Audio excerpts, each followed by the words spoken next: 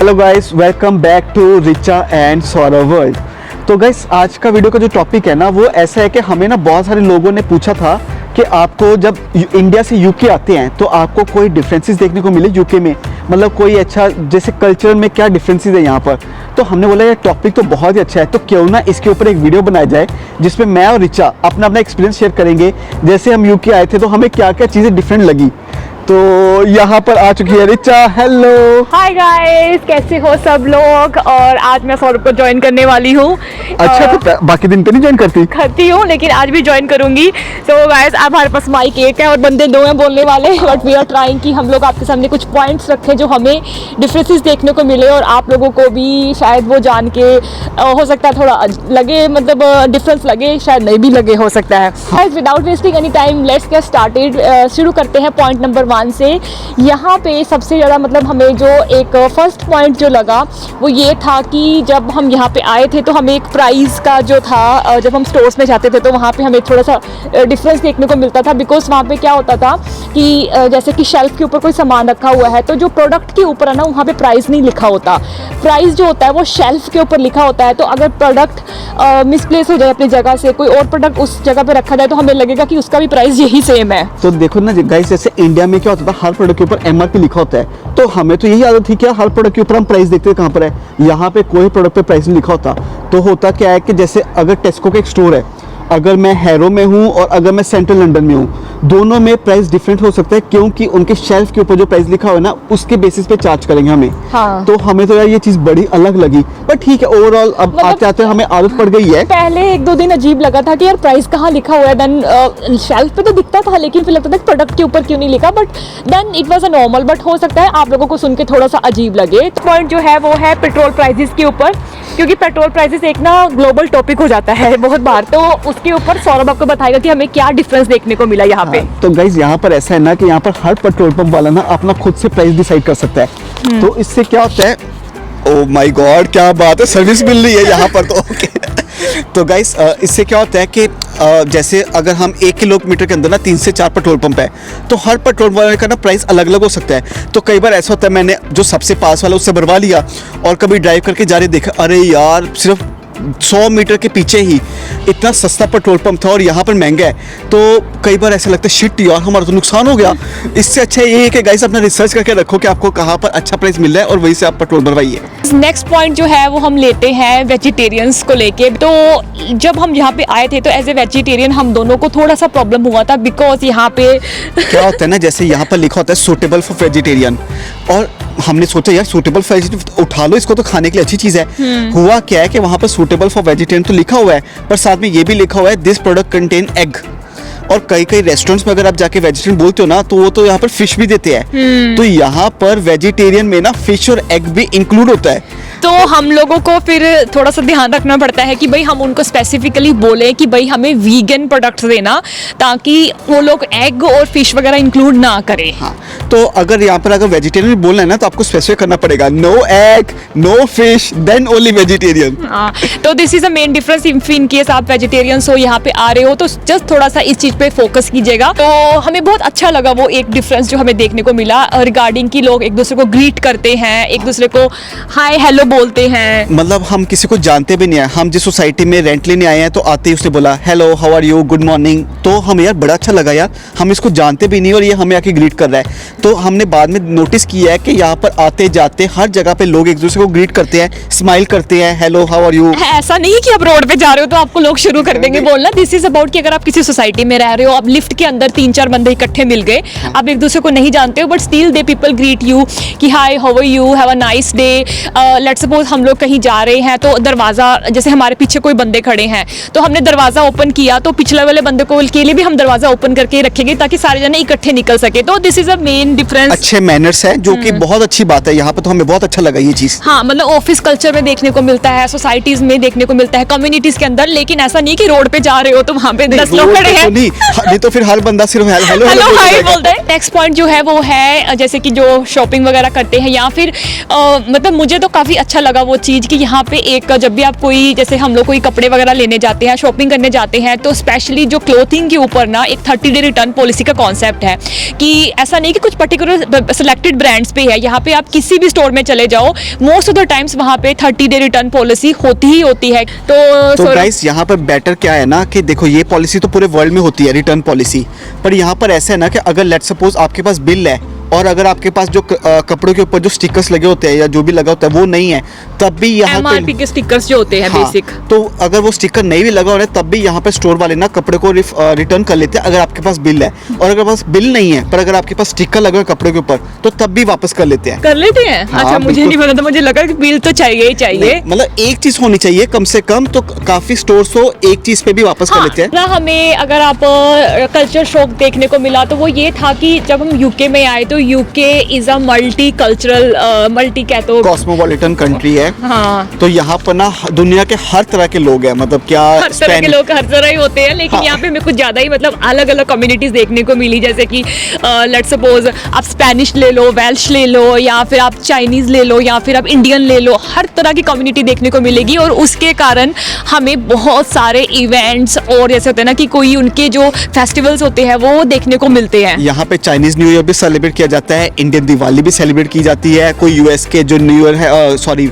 Independence day वो भी celebrate किया जाता है, हर एक चीज यहाँ पर सेलिब्रेट की जाती है। हाँ, होली सेलिब्रेट की जाती है यहाँ हमें पे। तो बड़ा मजा आता है हर पूरे दुनिया के सारे इवेंट्स को एंजॉय करने का यहाँ पर। हाँ, तो मतलब अगर हम यहाँ पे आए हैं तो हमें लगता है कि अच्छा ये भी चीज होती है, ये भी होती है, तो हमें कुछ नया सीखने को मिलता है, कुछ नया उनकी एक्सपीरियंस कम्युनिटी में करने को मिलता है, तो बहुत मजा आता है। हाँ। तो guys moving to the next point, जो सबसे अच्छी बात है कि यहाँ पे मैंने देखा यहाँ पे आके कि लोग जो है ना वो ज़्यादा ध्यान नहीं देते कि उन्होंने क्या कपड़े पहने हैं क्या नहीं पहने, लोग सिर्फ सोचते हैं कि उनको कंफर्ट क्लोथ्स पहने हैं। इसमें है भैया निक्कर में कंफर्ट है ना तो पूरा दिन वो निक्कर में घूमेंगे, चाहे मेन मार्केट में घूमना कोई नहीं सोता यहाँ पर। हाँ, लेकिन मतलब जैसे इंडिया में कुछ शहरों में अभी भी ऐसा होता है, जैसे कि मेरे पंजाब की बात ही कर लेती होगी, वहाँ पे बड़ा एक होता है कि भाई शॉर्ट्स नहीं पहनने, या फिर वहाँ पे होता है कि भाई कुछ इवेंट कुछ सूट्स पहन लो, मतलब कई अभी भी कुछ चीज़ें हैं जो वहाँ पे देखी जाती है कि लोग बातें बनाएंगे, लेकिन यहाँ पे कोई नहीं सोचता, बिल्कुल अपने आप को रिलैक्स करो, अपने आप को कंफर्ट रखो बस, और कोई मैटर नहीं अगर करता। आप साड़ी में भी कंफर्टेबल हो तो आप साड़ी में जाके लंदन आई पे जाके चले जाओ, कोई नहीं आपको देखेगा कि भाई इसने क्या अलग से कपड़े पहने हैं। गाइस यहाँ पर ना कोई काम छोटा है बड़ा नहीं है,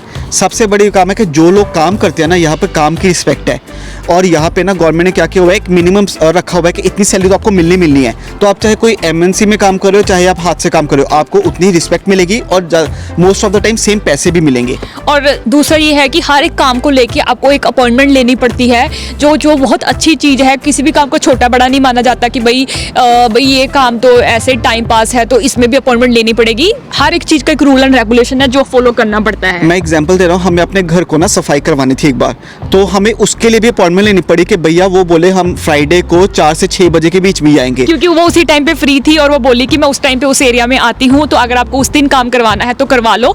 हम मोस्टली वैसे ही ज़्यादा मेड बुलाते नहीं है क्योंकि it's very costly here, but जब कभी ज़रूरत होती है तो उसके लिए भी हमें पहले एक हफ्ता पहले अपॉइंटमेंट लेनी पड़ती है उसकी कि भाई वो फ्री है तो वो आएगी कि नहीं आएगी। सही बात। तो अगला पॉइंट जो है वो है कि बहुत सारे लोगों ने पूछा कि हम लोग अगर फॉरेन कंट्री में आते हैं तो वहाँ पे इंडियन आइटम्स मिलेंगे कि नहीं, तो guys let me tell you, यहाँ पे आपको हर एक इंडियन आइटम मिलेगी इंडियन स्टोर के अंदर, कुकर से लेके हर तरह के मसाले हो गए, कोई भी चीज़ जो आप सोच सकते हो, अनारदाना टाइप की चीज़ जो भी आप सोच सकते हो, जो हमने कभी इंडिया में भी नहीं सोची होती, वो भी आपको यहाँ पे मिलेगी। गाइस आप मानो ना मानो, जब हम पहली बार आए थे ना, मैं झूठ नहीं बोलूंगा, हम लोग भी खुद भी ना एक सूटकेस में इंडियन सामान लेके आए थे, मतलब हमें पता नहीं था कि यार यहाँ पे ये सब चीजें मिलेंगी नहीं, मसाले मिलेंगे कि नहीं मिलेंगे, पर आने के बाद फिर पता लगा यार इंडियन स्टोर जाओ, आपको जो नॉर्थ इंडियन से लेके साउथ इंडियन आपको हर जगह का हर सामान मिलता है यहाँ पर। सांबर मसाला हो गया, शोले मसाला हो गया, कोई भी मसाला, कुछ भी आप सोच रहे हो कि भाई ये चाहिए, ये मिठाई चाहिए, आपको कुछ स्पेसिफिक इंडियन एरियाज बने हुए हैं, वहाँ पे जाओ, आपको सब कुछ मिलता है, सूट, साड़ियाँ, कुछ भी जो है सब चीजें मिलती है यहाँ पे। तो टेंशन मत लेके आओ, आपको ऐसे नहीं इंडिया से उठा के लेके आना है, आपको यहाँ आके मिलेगा। हाँ, अगर आपको इनिशियल डेज पे थोड़ा 1-2 दिन के लिए वाला 1 हफ्ते के लिए लेके आना है तो वो ठीक है। हाँ, क्योंकि आपको यहाँ पे आके एक बार पता करना पड़ेगा स्टोर्स कहाँ पे है, तो वो एक रिसर्च में टाइम जो लगता है वो आपको करना पड़ेगा कि एरिया के आसपास कौन सा है स्टोर। लेकिन इफ इन केस आप आ रहे हो तो बिल्कुल बेफिक्र होके आइए कि यहाँ पे सब कुछ मिलता है। तो गाइस बढ़ते हैं हमारे नेक्स्ट पॉइंट की ओर, जिसमें है कि सेविंग का जो कल्चर है हमारे इंडिया में बहुत ज़्यादा होता है कि भाई सेविंग करनी है। लाइक बहुत सारे पेरेंट्स जो है वो बच्चों के लिए सेव करके रखते हैं कि उनकी शादियों में काम आएंगे। लेकिन यहाँ पे मैंने जो कई बार देखा है इट्स टोटली डिफरेंट। यहाँ पे सेविंग का जो कॉन्सेप्ट है ना वो थोड़ा सा अलग माना जाता है, क्योंकि यहाँ पे आपने देखा है कि 18 के बाद सब लोग अपना खुद सेल्फ इंडिपेंडेंट हो जाते हैं। बच्चे जो खुद से पढ़ाई करते हैं वो खुद से जॉब करके अपनी फीस का भी खर्चा देते हैं, और भी बहुत सारी चीज़ें होती हैं, जॉब वगैरह करना स्टार्ट कर देते हैं। एंड जो पेरेंट्स होते हैं ना, जो मतलब मैंने ब्रिटिश कल्चर देखा है उसमें क्या है कि लोग डजंट बिलीव कि बहुत ज़्यादा सेव करना है। उनको लगता है कि अगर हमने कुछ कमाया है तो हम उतना स्पेंड भी करें, अपनी लाइफ को अच्छा रखें, लग्जरी रखें, ताकि they don't believe in too much saving. Saving हर कोई करता है बट ज़्यादा सेविंग में बिलीव नहीं करते। एग्जाम्पल ये है कि आपको ऐसा नहीं सोचना कि आपको बच्चों के एजुकेशन के लिए सेव करना है, मतलब उसकी जो ऐसे मास्टर्स डिग्री करनी है। यहाँ पर बच्चे 16-17 साल के बाद खुद अपना कमाना शुरू करेंगे और अपनी एजुकेशन का फीस ना वो खुद उठाते हैं। और होता होगा, कई सारे लोग करते भी होंगे बच्चों के लिए, बल देखो ना हर एक डिफरेंट माइंड सेटअप होता है। लेकिन मोस्ट ऑफ द केसेस में यहाँ पे दे बिलीव करते हैं कि इक्वली सेविंग इक्वली खर्चा, मतलब डिसबैलेंस नहीं करते वो किसी चीज को कि फ्यूचर के लिए सोच सोच के वो नहीं करते। तो थोड़ा सा हमें प्रेजेंट ना खराब करो, अपना प्रेजेंट भी एंजॉय करो और सेविंग भी करो, साथ में दोनों चीजें करो। तो हमें वो थोड़ा सा एक कल्चरल शॉकिंग डिफरेंस लगा कि भाई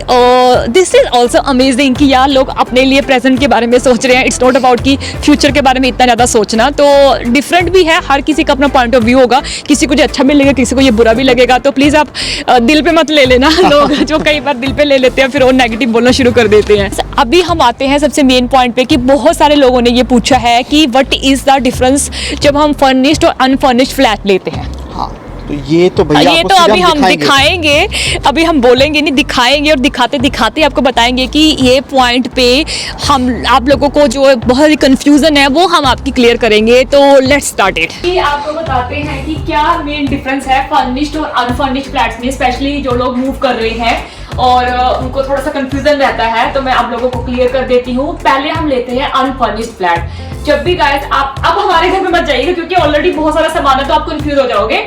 अगर आप अनफर्निश्ड फ्लैट की बात करते हो तो अनफर्निश्ड फ्लैट में गाइस आप लोगों को कुछ भी नहीं मिलता सिवाय जो इनबिल्ट फीचर्स होते हैं। इनबिल्ट फीचर्स में आपको क्या मिलता है मैं आपको बताती हूँ। इनबिल्ट फीचर्स में आपको क्या मिलता है, एक अवन मिल जाता है। बेसिकली जो अवन होता है, क्योंकि ये ऑलरेडी फ्लैट के अंदर इनबिल्ट होता है।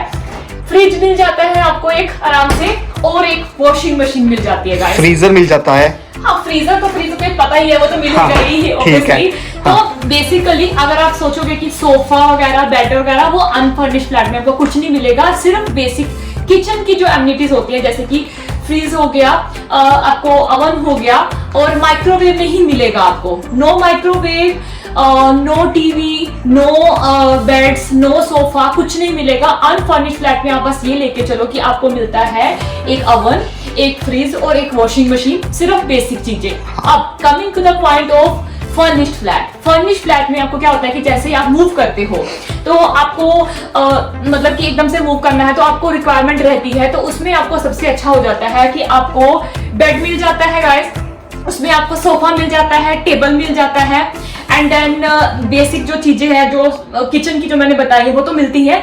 लेकिन बहुत सारे मैंने देखा है जो फर्निश्ड फ्लैट्स होते हैं वहां पे आपको टीवी नहीं मिलता और माइक्रोवेव नहीं मिलता। डाइनिंग टेबल मिल जाता है, डाइनिंग टेबल में मिल जाता है, सोफा और सोफे का टेबल मिल जाता है। तो अभी हम एक समरी कर लेते हैं कि फर्निश्ड में क्या मिलता है और अनफर्निश्ड में क्या मिलता है। तो let's move to the furnished one. Furnished में आपको मिल जाएगा सोफा, बेड, उसके बाद आपको मिल जाएगा फ्रिज, वॉशिंग मशीन और क्या कहते हैं डाइनिंग टेबल, ये सब बेसिक चीजें मिल जाएंगी। और आप coming to the unfurnished flat, यहाँ पे आपको मिल जाएगा एक फ्रिज, एक वॉशिंग मशीन, एक अवन और कुछ नहीं।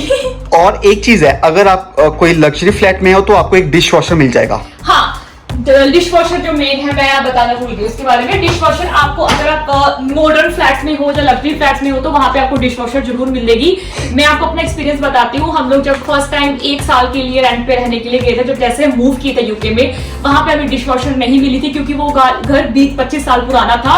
गार्डन वगैरह था उसके अंदर, बहुत बड़ा वाला गार्डन था, वेरी स्पेशियस घर, लेकिन वहां पे डिश वॉशर नहीं थी। तो बड़ी मुश्किल हुई थी हमें, आप अनुमान लगा सकते हो हम लोगों को कैसे हमने वो 1 साल वो कॉन्ट्रैक्ट के अंदर थे, तो बहुत ज्यादा मुश्किल हुई, हम चेंज भी नहीं कर पाए। अभी मैं आप लोगों से एक अपना एक्सपीरियंस शेयर करना चाहती हूँ। मैं जैसे कि जब यूके में आई थी तो मैंने जब कंपनी में काम स्टार्ट करना शुरू किया तो वहां पे मुझे पता चला कि जैसे मैं पहले जब इंडिया में काम करती थी तो मैं वहां पे सर मैडम बोलती थे, सीनियर मैनेजर्स हैं, डायरेक्टर्स हैं, तो उनको हम सर बोल देते हैं, मैडम बोल देते हैं, बिकॉज हमारी एज से बहुत बड़े होते हैं, तो एज ए रिस्पेक्टफुल वे से भी हम उनको सर मैडम लगा देते हैं। लेकिन यहाँ पे गाइस वो कल्चर बिल्कुल नहीं है। यहाँ पे अगर आपका डायरेक्टर 55 ईयर्स ओल्ड भी है तो भी आपको उनके नाम से ही उनको बुलाना है। तो मैं जब यहाँ पे आई थी तो मुझे एक शॉकिंग सा डिफरेंस देखने को मिला कि मैंने देखा कि मैं सर मैडम बोल रही हूँ स्टार्टिंग में, लेकिन कोई भी वहां पे ऐसे नहीं बात कर रहा। तो it was a bit shocking for me, because मैंने कभी ऐसे मतलब बिना सीधे डायरेक्ट नाम से नहीं बुलाया, बट अभी मुझे 2-3 दिन के बाद आदत हो गई थी। अभी हमारा टाइम है आप लोगों से बाय बोलने का, और बने रहिए हमारे साथ। तो गाइस मेन पॉइंट ये है कि देखो ये तो पॉइंट्स ऐसे थे जो हमें लगा हमें आपके साथ शेयर करने चाहिए। तो अगर आपको भी ऐसे कोई पॉइंट्स पता है जो इंटरेस्टिंग फैक्ट्स हैं तो आप भी वीडियो के नीचे कमेंट करके हमें बता दें, हमें भी पढ़ के मजा आएगा। वैसे भी हमें आपका कमेंट्स करने में बहुत ही मजा आता है। हम तो उसको हमेशा पढ़ते रहते हैं कि किसने लिखा है, टैग सौरभ या टैग रिचा, तो मैं तो वो पक्का देखता रहता हूँ। तो अगर आपको हमारी वीडियो अच्छी लगी हो तो प्लीज वीडियो को लाइक कर दीजिएगा, शेयर कर दीजिएगा और बेल आइकन भी दबा दीजिएगा। और क्या बोलते हैं कमेंट में, बने रहिए guys, please we are trying कि हम जल्दी से 10K तक अचीव कर ले। एंड देन सौरभ और मैं पार्टी करने